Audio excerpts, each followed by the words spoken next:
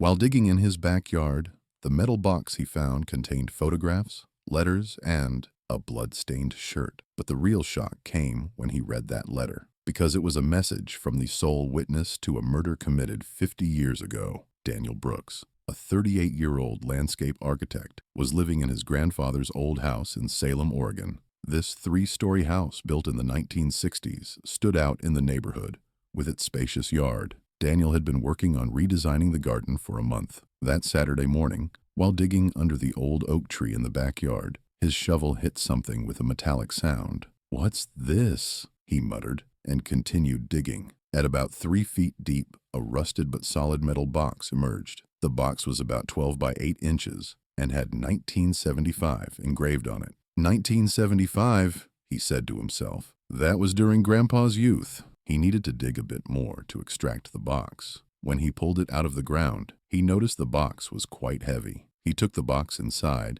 and placed it on the kitchen table. Due to rust, he had trouble opening the lid, but with the help of a screwdriver, he finally managed to open it. An old paper smell emerged from inside. The box contained yellowed, black and white photographs, handwritten letters in blue ink news clippings from an old newspaper, and a white shirt covered with brown stains. Daniel's heart began to race. Those brown stains looked very familiar. First, he looked at the photographs. There were images of young people dressed in 1970s fashion. In one photo, a beautiful young girl was smiling at the camera. On the back, it said, Emma, 1975. He opened the first letter. The handwriting was shaky, and some parts were water-stained. June 22nd, 1975. If you're reading this letter, it means they found me. My name is Emma Carter.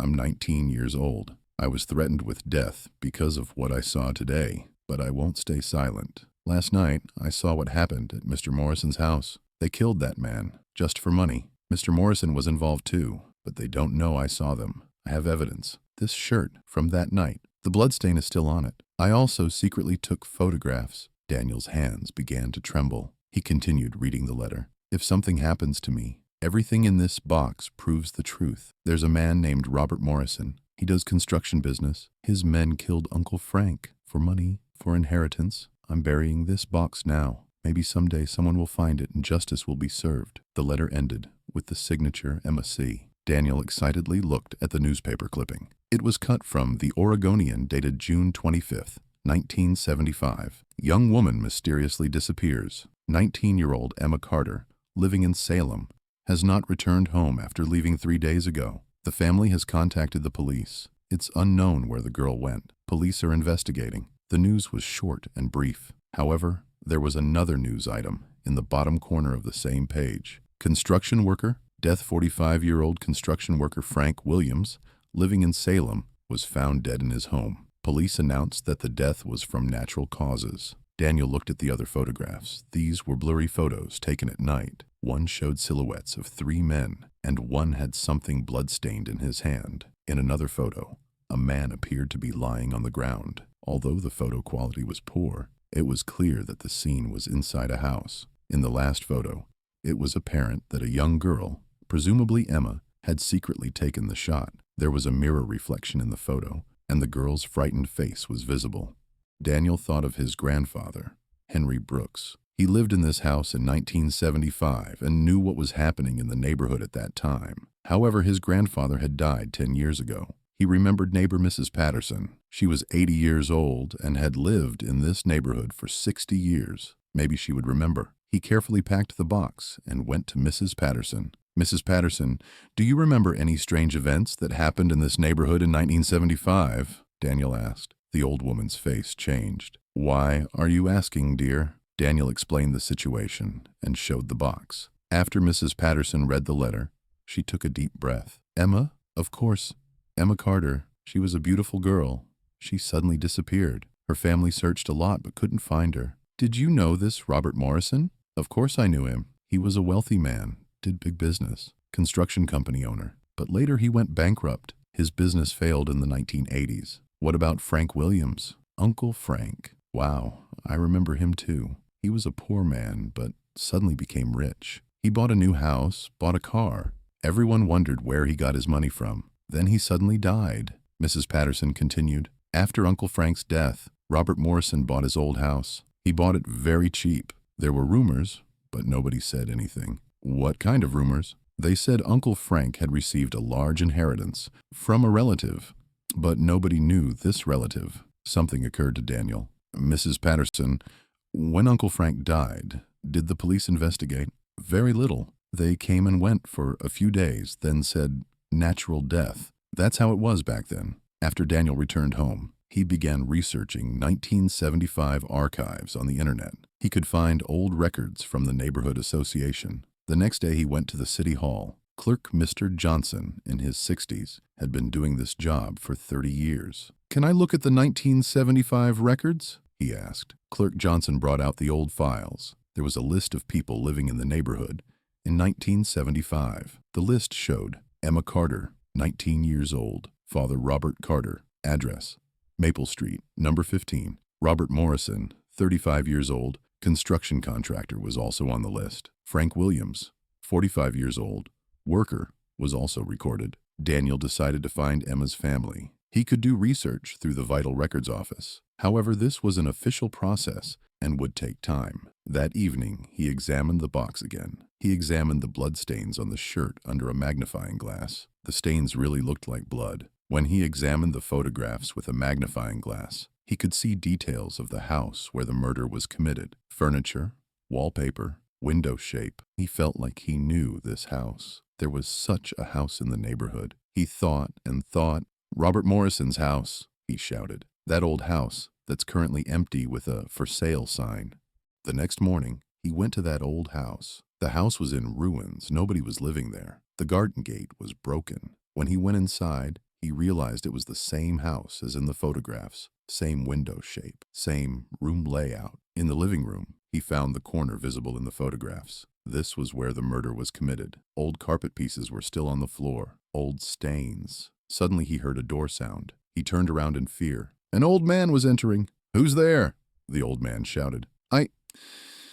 I was just looking," Daniel said. The man approached. In his 70s, he was leaning on a cane while walking. "Who are you, son? Why are you here?" Daniel gathered his courage and asked. "Do you know Robert Morrison?" The man's face changed. "Why are you asking?" I'm trying to learn something about this house." The man took a deep breath. "Robert Morrison was my cousin. He died 20 years ago, but he never liked this house. Bad things had happened here." Daniel took out the metal box from his bag. "I found this box in my grandfather's garden." The man was surprised when he saw the box. What is this?" Daniel read the letter. As the man listened, his face paled. "Emma Carter," he whispered. "I'm hearing that name after years. Did you know her?" The man sat down, put his head in his hands. "I was young then. My cousin Robert had a lot of debt to Frank Williams." Daniel was listening carefully. "Frank Williams supposedly had a rich relative, but my cousin Robert found out that this relative never existed. Frank Williams was trying to claim inheritance with fake documents." The man continued. "My cousin Robert started blackmailing Frank. He said, 'Either I tell the truth or I take half the money.' What happened next? Frank refused. They fought. That night, my cousin Robert was very drunk. He pushed Frank. Frank hit his head and died." Daniel's heart raced. "What about Emma?" "Emma came by chance that night. The door was open. She went inside. She saw everything. My cousin Robert didn't notice her, but Emma ran away. Then, the next day, Emma came back. She tried to blackmail. She said, 'I'll go to the police.' My cousin Robert was very scared." The man started crying. "I was there too, young and stupid. We tried to silence Emma, but she ran away." "What happened to Emma?" Daniel asked. "I don't know. She disappeared after that day. She was never found. My cousin Robert would say, 'She ran away, but—'" The man shook his head. "I was always afraid. Maybe ... "Did you kill her?" "No, I swear no. But my cousin Robert, he had men who could do it. I never asked, didn't want to learn." After Daniel returned home, he decided to take the box and what he learned to the police. This was a murder case, and justice should be served. He went to the Salem Police Department. The officer on duty was Detective Wilson. He told the whole story and showed the box. The detective seemed very interested. "This is a very important discovery," he said. "We'll examine the old records. Let's see if these cases exist in the 1975 files." A week later, Detective Wilson called Daniel. "We found Emma Carter's file. She was indeed recorded as a missing person. Frank Williams' file is also there. The reports from that time were very superficial." "What will happen now?" "We'll send the blood samples for DNA testing. If the results are positive, we'll reopen the file. Of course, Robert Morrison is dead, but we'll investigate if there are other responsible parties." 2 weeks later, the results came.